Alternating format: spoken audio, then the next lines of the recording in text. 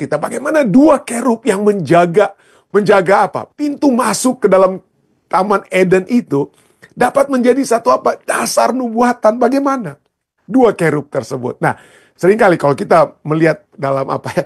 Kalau kita melihat gambar-gambar lukisan ya, pada saat manusia berbicara tentang dua kerub, waduh, seringkali yang kelihatan itu adalah kerubim itu adalah seni. Kalau Anda sering pernah melihat gambar seperti ini, itu di zaman Renaissance ya, di zaman Renaissance pembaruan itu, maka gambaran dari dua kerub itu bukan mengerikan, tapi seperti bayi-bayi mungil seperti dalam gambar ini ya, kerubim dalam apa? Dalam seni Renaissance ini seperti yang lucu sekali ini kerub. Tapi di dalam Alkitab kerubim itu bukan menggambarkan seperti bayi lucu yang bermain-main ya, yang cute seperti ini. Bukan. Kerubim itu melambangkan apa? Kekuatan Allah ya, kemuliaan Allah. Enggak main-main, bukan seperti bayi yang lucu kerubim itu. Bukan ya.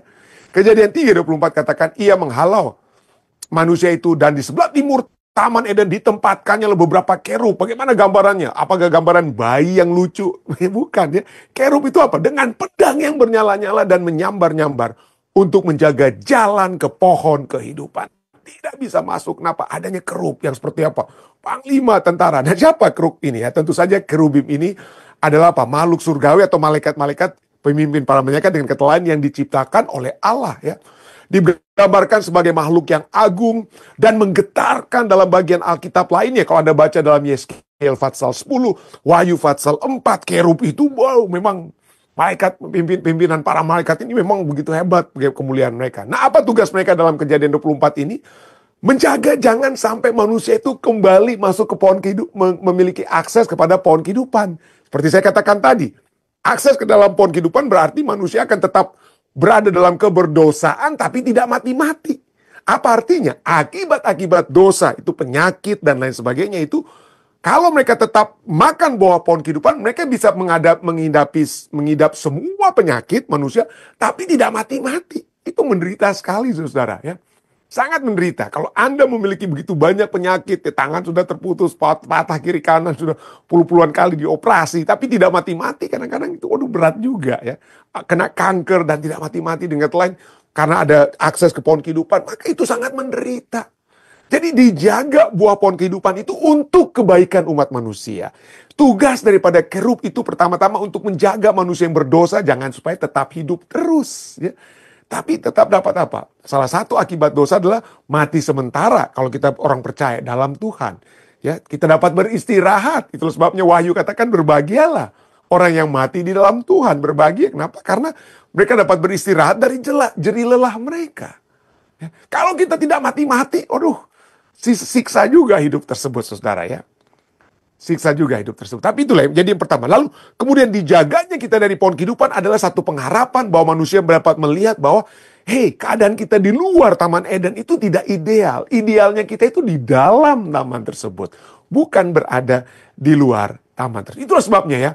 Jadi kita dapat melihat kenapa kerub itu ditempatkan. Jadi, tapi sekali lagi, Bagaimana Kejadian 3:24 ini berhubungan atau terhubung dengan judul pelajaran kita untuk minggu ini adalah dasar-dasar untuk nubuatan. Apa hubungannya dua kerub dengan dasar nubuatan? Nah, pelajaran kita dapat tadi seperti kesimpulan dari apa yang saya baru katakan tadi ya, bahwa pengusiran Adam dan Hawa dari Taman Eden itu memisahkan melalui para kerub, memisahkan Adam dan Hawa dari pohon kehidupan, yang berarti mereka dipisahkan dari kehidupan kekal. Dipisahkan dari kehidupan kekal. Dan pada saat mereka dipisahkan dari kehidupan kekal, tapi mereka tetap dapat melihat ke dalam Adam dan Hawa dan keturunannya kemudian ya, sebelum zaman juga ya. Maka mereka dapat melihat kebutuhan mereka sesungguhnya akan Allah, akan kehidupan kekal tersebut. Itulah idealnya. Mereka bisa melihat hal yang tidak ideal saat ini, dan mereka dapat memiliki satu gambaran yang nyata di depan mata mereka. Adanya kerub yang menjaga dari pohon kehidupan itu, adanya hal yang ideal. Tapi saat ini untuk sementara kita terpisah. Ya, itulah Yesaya 59 kita sudah pernah baca. Ini katakan apa? Bahwa tetapi yang merupakan pemisah antara kamu dan Allahmu adalah segala kejahatanmu. Dosa-dosa kita lah yang memisahkan kita dari Allah. Dan yang menjaga pemisahan tersebut yang dapat dilihat di zaman Adam dan Hawa itu adalah para kerub itu ya. Dan pemisahan ini yang dibuat oleh para kerub ini meletakkan dasar bagi semua nubuatan di masa depan. Semua nubuatan Alkitab itu tujuannya satu, untuk mendamaikan Allah dan manusia. Semua nubuatan tujuannya satu, supaya manusia dan Allah yang terpisah karena dosa dapat diperdamaikan, dapat disatukan kembali. Jadi pengusiran mereka, pengusiran Adam dan Hawa dari Taman Eden merupakan latar belakang semua nubuatan penebusan. Itulah hubungannya, saudara ya. Hubungan antara dua kerub dan apa? Dasar-dasar nubuatan. Judul kita untuk minggu ini. Kenapa? Karena kerub ini menjaga supaya apa? Ya, menjadi dasar ya, pembahasan atau pemahaman tentang kerub itu menjadi dasar tentang perlunya pendamaian antara Allah dan manusia. Nah, simbolisme pedang yang menyala dan kerubim ya. Dan kerubim atau artinya itu plural atau bentuk jamaknya daripada kerub ya, mengacu atau merujuk kepada kekudusan Tuhan dan penghakiman ilahi ya. Adanya pemisah karena dosa. Dosa Allah yang suci tidak boleh bertemu dengan apa? Manusia yang suci, atau dengan kata lain, manusia yang tidak suci tidak akan bisa tahan melihat kesucian Allah. Ya. Jadi kalau manusia nggak bisa melihat malaikat itu kan ciptaan, makanya malaikat yang menyala-nyala dengan pedang yang menyala itu adalah menandakan apa? Wah, ini Allah itu berada di tempat yang suci. Ya, tidak bisa melewati ciptaan Allah, kerubim, makhluk malaikat itu ya. Apalagi untuk bertemu dengan Allah. Waduh, kemuliaan Allah. Ya, kekudusan Allah akan menghanguskan umat manusia. Akan menghanguskan umat manusia. Tapi mereka dijaga agar untuk sementara mereka itu tidak bisa hangus pada saat mereka dalam keberdosaan mereka itu bersama-sama dengan Allah. Jadi kerubim yang menjaga Taman Eden merupakan gambaran kerubim juga di tempat Maha Kudus bait suci. Itulah sebabnya kalau Anda melihat ya, gambaran daripada tabut perjanjian yang ada ditempatkan, hanya satu yang ditempatkan. Satu benda atau satu bahan yang ditempatkan di tempat yang maha suci, bilik yang maha suci. Itu adalah tabut perjanjian. Dan di dalam tabut perjanjian yang utama di dalam itu adalah dua loh batu tersebut. Ya, di zaman Salomo. Dan bagaimana siapa yang menjaga dua loh batu yang merupakan gambaran karakter Allah? Adanya dua kerubim, dua kerub ya. 1 Raja-Raja 8 ayat 7 katakan ada apa ya? Sebab kerub-kerub itu mengembangkan kedua sayapnya di atas tempat tabut itu. Sehingga kerub-kerub itu apa? Sehingga kerub itu menudungi tabut serta kayu-kayu pengusungnya dari atas. Ya, jadi dengan kata lain ini, jadi kerub yang menjaga bukan hanya kekudusan Allah itu dijaga ya, tidak bisa ya, karakter Allah dari dua loh batu itu ditutup oleh apa? Di dalam tabut perjanjian dan dijaga oleh kerub. Demikian juga dengan tapi beberapa kerub ayat kita katakan dalam Kejadian 3:24 yang menjaga pintu masuk ke Taman Eden. Itu dijaga oleh para kerub. Tidak bisa masuk. Tapi saya katakan dari tadi, kata yang saya ulangi, untuk sementara. Kenapa? Karena kabar baiknya, pemisah itu tidak untuk selama-lamanya ditempatkan. Pemisah tersebut tidak selama-lamanya itu ditempatkan. Ingat apa yang terjadi, bahkan sekarang kita tidak bisa melihat lagi tuh kerubim itu. Kenapa? Karena itu sudah diangkat ya. Taman Eden itu sudah diangkat ke surga ya. Pada saat zaman air bah itu diangkat ke surga. Demikian juga apa? Pada saat Yesus mati di kayu salib, apa yang terjadi? Bilik yang suci dan bilik yang maha suci dipisahkan oleh tirai. Itu apa? Terobek tirainya. Artinya ada akses yang masuk. Dapat kita sekarang masuk ke bilik yang maha suci. Langsung melalui Yesus Kristus. Itulah kabar baiknya. Itu tidak selama-lamanya. Tidak selama-lamanya. Kabar baiknya adalah bahwa akses kepada Allah, akses kepada Tuhan tidak dihapuskan. Ya. Dan sekarang kita dapat mengaksesnya. Kita dapat mengaksesnya melalui Yesus Kristus, anak domba Allah. Ya. Maliaki 3 ayat 1 sudah menubuatkan. Ya. Dinubuatkan apa? Dengan mendadak Tuhan yang kamu cari itu akan masuk ke baitnya. Yesus akan ada di bait suci. Dengan kata lain ya. Eden telah hilang. Tetapi akses kepada pohon kehidupan itu akan dipulihkan. Dan telah dipulihkan. Ya, telah dipulihkan pada saat Yesus apa? Mati, saya katakan tadi. Maka bilik yang suci Dan bilik yang maha suci, terbelah tirainya, kita dapat langsung masuk ya. Melalui siapa? Untuk saat ini. Untuk saat ini. Kita masuk kepada Allah Bapa melalui Yesus Kristus. Melalui Yesus Kristus ya. Tapi nanti setelah Yesus datang di kali yang kedua, kita akan melihat muka dengan muka dengan Allah Bapa kita. Kita tidak akan hangus. Kita tidak akan hangus, saudara-saudara. Ya, melihat kemuliaannya, melihat kesuciannya. Kenapa? Karena pada saat kita naik ke dalam kerajaan surga, kita semua akan diubahkan. Ya. Wahyu katakan kita semua akan diubahkan. Yang lama, yang berdosa-dosa itu tidak akan ada lagi. Tidak akan ada lagi keberdosa. Kita akan disucikan. Dan kita sebagai makhluk suci akan dapat masuk menghadap takhta hadirat Allah yang maha suci. Ya. Itu lengkapnya pada saat nanti Yesus datang di kali yang kedua dan kita masuk ke dalam kerajaan surga. Tapi saat ini sekalipun, karena Yesus sudah menjadi pengantara kita, maka kita dapat masuk juga ke hadirat Allah melalui Yesus Kristus. Itulah sebabnya Ibrani 4 ayat 14 sampai 16 katakan hal demikian ya. Mari kita baca ayat yang 14 dan 15 dan sesudah ini kita baca ayat 16 ya. Ibrani 4 ayat 14 dan 15 katakan apa? Karena kita sekarang, bukan nanti saja, tapi kita sekarang mempunyai imam besar agung. Ingat, imam besar di bait suci perjanjian lama, hanya dialah yang bisa masuk ke bilik yang maha suci. Imam-imam biasa, apalagi umat manusia biasa. Bangsa Israel yang biasa nggak bisa masuk ke bilik yang maha suci. Apalagi bilik yang suci, apalagi ke bilik yang maha suci. Hanya imam besar. Tetapi sekarang, Ibrani 4 katakan apa? Tetapi sekarang kita mempunyai imam besar agung yang telah melintasi semua langit, yaitu Yesus anak Allah. Baiklah kita teguh berpegang pada pengakuan iman kita. Sebab imam besar yang kita punya bukanlah imam besar yang tidak dapat turut merasakan kelemahan-kelemahan kita. Sebaliknya, sama dengan kita, ia telah dicobai hanya tidak berbuat dosa. Karena dia menjadi imam besar kita, maka apa yang terjadi? Ayat 16 kemudian lanjutkan. Sebab karena Yesus adalah imam besar kita, yang mengetahui keberadaan kita, yang mengetahui kelemahan kita, keberdosaan kita, tapi kita dapat datang. Ya, dia tahu kenapa saya kok jatuh bangun nih, pendeta Rantung ini kok bisa jatuh bangun juga hidupnya ya, atau siapapun kita jatuh bangun. Tapi inilah sebabnya Yesus sudah mengetahui itu semua. Dia pernah hidup di antara kita. Dia mengetahui kelemahan murid-muridnya. Dia bisa mengetahui Petrus katakan, wah aku berani mati untuk engkau Tuhan. Aku tidak akan menyangkal engkau. Aku akan mati bersama engkau. Tapi kemudian dia tertidur waktu diajak berdoa. Dan kemudian menyangkal Yesus. Jadi dia tahu semua. Dia tahu keberadaan kita semua. Oleh sebab itu ayat 16 katakan apa? Ibrani 4 ayat 16 katakan. Sebab itu, marilah kita dengan penuh keberanian menghampiri takhta kasih karunia. Supaya kita menerima rahmat dan menemukan kasih karunia untuk mendapat pertolongan kita pada waktunya. Ya.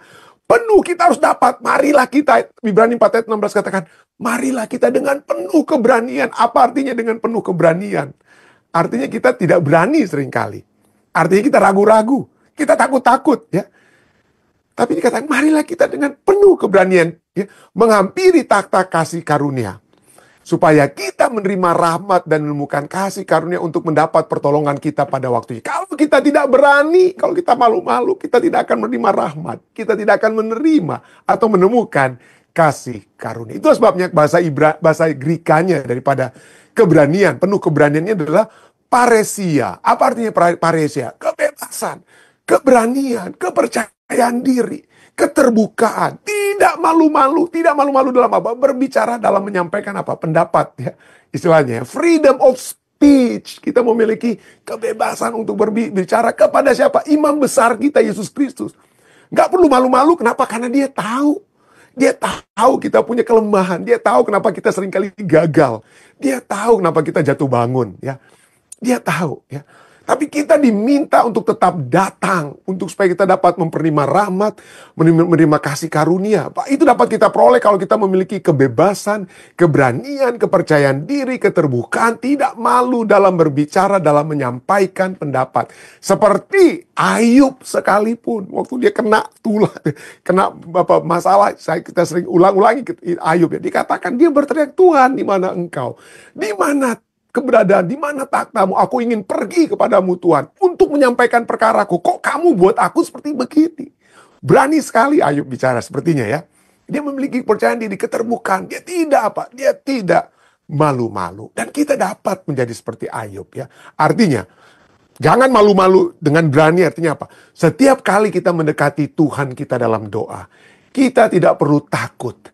Kita tidak perlu malu bahwa kita terlalu jujur, terlalu berani, terlalu terus terang, atau bahkan terlalu belak-belakan ketika kita membuka hati kita kepadanya atau meminta bantuannya. Kita tidak boleh bersikap tidak hormat. Kita tetap harus menghormati Tuhan, ya. Tetapi juga kita tidak perlu malu untuk mengatakan apa yang ada di hati kita. Ketika kita datang kepadanya, dia ingin mendengar apa yang ingin kita katakan. Ya, Tuhan, pelajaran dapat saya katakan, ya. Kenapa? Karena di zaman Yesus, di zaman Rasul Paulus, waduh, kalau Anda berani ngomong melawan misalnya pemerintahan Romawi, atau seperti Yesus berani menegur imam-imam kepala, maka kepala Yesus sendiri bisa hilang dengan kata lain, ya. Artinya mereka mencoba untuk membunuh Yesus. Kenapa? Karena Yesus tuh berani sekali bicara, ya. Tapi inilah yang diinginkan. Tuhan ingin kita berani, tidak malu-malu untuk berbicara dalam doa kepada Tuhan. Bilang, Tuhan, saya kok ada kecanduan-kecanduan ini. Kenapa saya harus ada terus-menerus? Ini dosa-dosa ke saya kan, ini kok sukar sekali. Tuhan, kenapa saya kok kurang percaya kepadamu? Jujur kepada Tuhan, jujur kepada Dia, ya. Tuhan, saya dapat katakan, Tuhan tidak akan menegur kita karena kita mengatakan padanya apa yang kita pikirkan. Bahkan jika kita salah sekalipun, itu tidak akan mengganggu Tuhan ketika kita jujur kepadanya. Dia mungkin akan mengoreksi kita atau membawa kita kepada firman-Nya untuk membantu memperbaiki pemikiran dan kepercayaan kita yang salah. Tetapi Allah kita selalu senang ketika kita datang kepadanya dan berbicara pas dari hati kita. Jujur, ya. Kita harus jujur. Jangan kita berpikir, oh saya nggak ada masalah kok, pendeta. Ya, saya mengetahui banyak orang, kalau kita sering basa-basi, ya. Apa kabar saudara? Apa kabar hari ini? Oh baik-baik saja, pendeta. Ada hal yang dapat saya bawakan dalam doa atau apa? Oh enggak. Bebas, aman semua, pendeta, aman. Padahal mungkin ada hati yang hancur, ya mungkin. Tapi kita seringkali ingin menunjukkan kita kuat. Kalau kita tidak, kita bisa menunjukkan dalam perkataan, dalam tindakan seakan-akan tidak ada masalah. Tidak, Tuhan ingin kita jujur. Kita ingin diminta jujur. Itulah sebabnya firman Tuhan katakan, berbahagialah dalam Matius 5:3. Berbahagialah orang yang miskin di hadapan Allah, bukan orang yang kaya. Salah satu masalah dengan jemaat Laodikia, jemaat kita saat ini, ya, istilahnya jemaat Tuhan di akhir zaman, kita merasa kita itu kaya. Padahal kita dikatakan dalam Wahyu 3, katakan apa? Kita itu miskin. Tapi kita itu seakan-akan merasa kita itu kaya padahal kita miskin. Kita seakan-akan berpikir kita bisa melihat padahal kita buta. Kita berpikir kita berpakaian padahal kita telanjang. Tidak, kita itu telanjang semuanya. Jangan pernah berpikir, oh karena saya seorang pendeta, saya sudah nggak ada miskin, saya sudah kaya rohani nih, saya apalagi berkhotbah nih setiap malam, maka saya kaya nih kerohanian saya. Tidak. Kita semua harus merasa bahwa kita itu orang-orang yang miskin, ya. Dan dikatakan berbahagialah. Berbahagialah orang yang miskin di hadapan Allah, karena merekalah yang, apa dikatakan sini, akan mempunyai kerajaan sorga. Akan mempunyai, tidak. Kalau kita merasa miskin di hadapan Allah, kerajaan sorga itu kita miliki sekarang. Loh, kok pendeta Rantung kok beraninya bilang kita akan punya? Bukannya kerajaan surga itu nantinya kalau Yesus datang di kali kedua, ya. Kenapa pendeta Rantung kok berani sekali bilang ini akan, bukannya akan? Loh, memang ayatnya ini tidak berbicara tentang akan, tidak. Ayat-ayat lain dalam Matius 5 itu, ya, berbicara itu, ya, Matius 5:3, berbahagialah orang miskin di hadapan Allah karena merekalah yang telah atau sedang mempunyai kerajaan surga. Itu bahasa Inggrisnya demikian, ya. Nanti kita akan lihat bahasa Indonesia untuk berbahagia yang lain itu bicara dalam bentuk masa depan, akan. Tapi tidak untuk yang miskin di hadapan Tuhan, tidak dibilang akan, ya. Kalau kita jujur kepada Tuhan, datang dengan berani ke hadapan Tuhan saat ini, kita tidak dibilang akan memiliki kerajaan surga, tidak. Matius 5:4, kalau kita berbahagialah orang yang berduka cita karena mereka akan dihibur. Itu firman Tuhan yang katakan akan.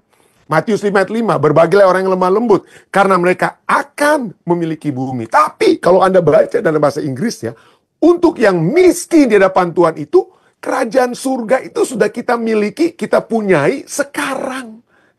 Kita punyai sekarang. Kenapa?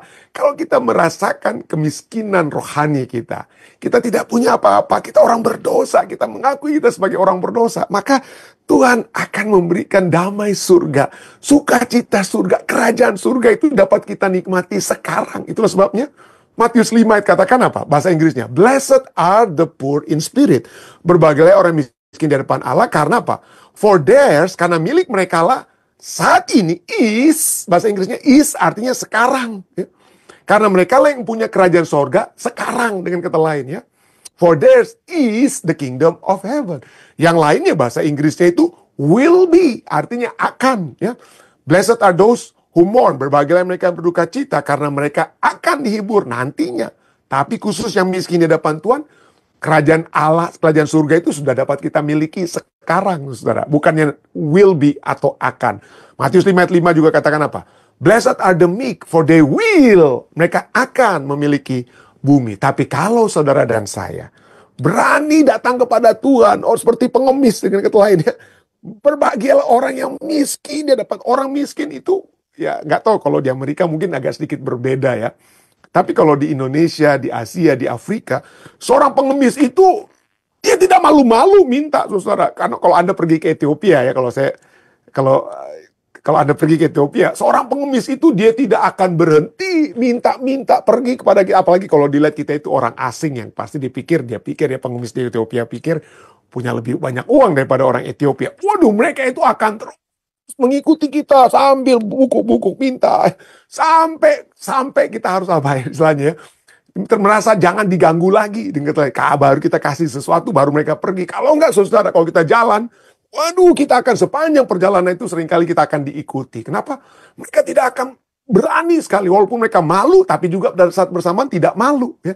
Itu arti miskin. Ya. Kata miskin dari Matius 5 ayat 3 ini, kata miskin, berbahagialah orang yang miskin, itu dari kata tokos. Artinya tokos adalah kemiskinan yang membungkuk-bungkuk seperti pengemis. Ya. Berbahagialah dengan kata lain, berbahagialah orang yang mengemis. Orang miskin yang mengemis di hadapan Allah. Kemiskinan yang membungkuk seperti apa? Pengemis. Itu adalah kata yang mengacu pada seseorang yang berjongkok. Seseorang yang membungkuk. Yang dengan menghilangkan rasa malu.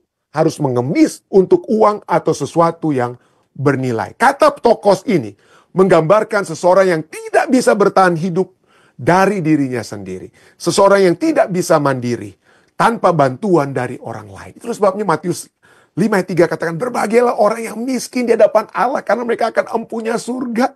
Yang memiliki surga bukan orang kaya. Yang memiliki surga bukan orang kaya. Ya. Itu adalah orang Laodikia. Ya, katakan Tuhan tidak ada. Nyala kamu semua. Bahkan bisa dikatakan pembuat kejahatan. Kenapa? Seperti gambaran jemaat Laodikia, Yesus Kristus itu udah di luar pintu. Bukan bersama-sama dengan kita. Kenapa? Karena kita merasa kaya. Kita merasa kita sudah cukup iman kuat kita. Kita tidak perlu berdoa minta pengampunan dosa. Ya. Apalagi kalau kita melihat dosa orang lain yang begitu banyak. Lebih hebat dari dosa kita. Seakan, saya lebih enak nih pendeta. Karena dosa saya itu nggak besar. Jadi mereka aja itu yang perlu mengemis kepada Tuhan. Nah, tidak, kita semua harus mengemis. Kita semua harus mengemis. Artinya tanpa Tuhan kita tidak bisa mandiri. Kita tidak dapat memperoleh pengampunan, damai, sukacita surga. Itulah sebabnya kalau kita miskin di hadapan Tuhan, mengemis kepada Tuhan, mengetahui keberdosaan kita, maka kita akan mempunyai kerajaan surga. Ya. Allah sangat dekat kepada orang yang miskin rohani. Yesaya 57 ayat 15 katakan, sebab beginilah firman Tuhan yang maha tinggi, yang maha mulia, yang bersemayam untuk selamanya, dan yang maha kudus, yang suci. Tuhan kita suci, nggak bisa kita datang saat ini menghadap dia, tanpa kita hangus terbakar dengan kata lainnya. Tapi apa? Dikatakan, tapi walaupun dia maha suci, maha kudus, aku yang bersemayam di tempat tinggi, di tempat kudus, di tempat suci. Tetapi aku juga bersama-sama dengan orang yang remuk dan rendah hati, orang-orang yang miskin. Untuk menghidupkan semangat orang-orang yang rendah hati, dan untuk menghidupkan hati orang-orang yang remuk. Berbahagialah orang yang miskin di hadapan Allah, karena mereka lah yang empunya apa? Mereka lah yang empunya kerajaan surga. Jangan pernah merasa bahwa kita sudah cukup iman kita, sudah kuat iman kita. Tidak. Betul, kita perlu untuk minta supaya kekuatan iman terus diberikan ya. Tapi biarlah kita dari waktu ke waktu menyadari keberadaan kita, keberdosaan kita semua. Bukan hanya orang lain ya. Datang terus kepada Tuhan ya. Saya pernah berikan ilustrasi ini tentang William Carey. William Carey adalah seorang yang misionaris yang terkenal yang pergi ke India, yang hidup tahun 1761 sampai 1834. Dia orang yang tidak memiliki kepercayaan diri, saudara, terus terang saja. Dari waktu ke waktu dia apa? Dari waktu ke waktu dia merasa sangat rendah diri, tapi dia kemudian mendapatkan gerakan Roh Kudus yang membawa dia sampai dia pergi ke apa? Ke India, ya, karena dia merasa, Tuhan, saya ingin apa? Saya ingin dapat Engkau berikan kekuatan kepada saya, dan kekuatan itu kalau dia betul-betul dapat bergantung kepada Tuhan. Pergilah dia bergantung sepenuhnya kepada Tuhan. Dan pada saat dia berada di India di tahun 1812, dia mencoba terjemahkan Alkitab ke bahasa lokal di India. Tiba-tiba apa? Terbakar. Waduh, kalau dia terbakar apa yang terjadi? Biasanya orang kalau saya sudah bekerja untuk Tuhan, kok tiba-tiba Tuhan kok kasih hancur ini mungkin ya. Kalau kita tidak salahkan Tuhan, kita salahkan apa? Kita salahkan setan. Oh, ini perbuatan setan seringkali ya. Perbuatan setan. Tetapi yang terjadi gantinya dia mempersalahkan Tuhan ataupun mempersalahkan setan, ya. Dia mempersalahkan dirinya sendiri. Gantinya dia mempersalahkan Tuhan atau setan. Dia bilang, Tuhan, mungkin ada kesombongan dalam diri saya karena saya sudah hampir selesai atau sudah selesai dalam menerjemahkan Alkitab ini. Ada kesombongan yang mungkin timbul dalam diri saya sehingga ini terbakarlah semua manuskrip ini. Tolonglah, ampunilah Tuhan atas kesalahan dan dosa saya. Kuatkanlah saya kembali untuk kembali menerjemahkan Alkitab tersebut. Itulah selalu ya. Gantinya dia mencoba untuk menyalahkan orang lain ya. Dia merasa mungkin ini salah saya ya. Dia merasa sangat-sangat tidak berdaya karena keberdosaan, kemiskinannya sendiri. Tidak heran kalau Anda membaca kuburannya dia ya. Kuburan daripada William Carey ya. Di dalam batu nisan William Carey ya. Apa dikatakan? Disebutkan bahwa dia dilahirkan ya tanggal 17 Agustus tahun 1761, meninggal tahun 9 Juni tahun 1834, dan yang dituliskan di situ ya, William Carey, apa yang disampaikan tentang dia?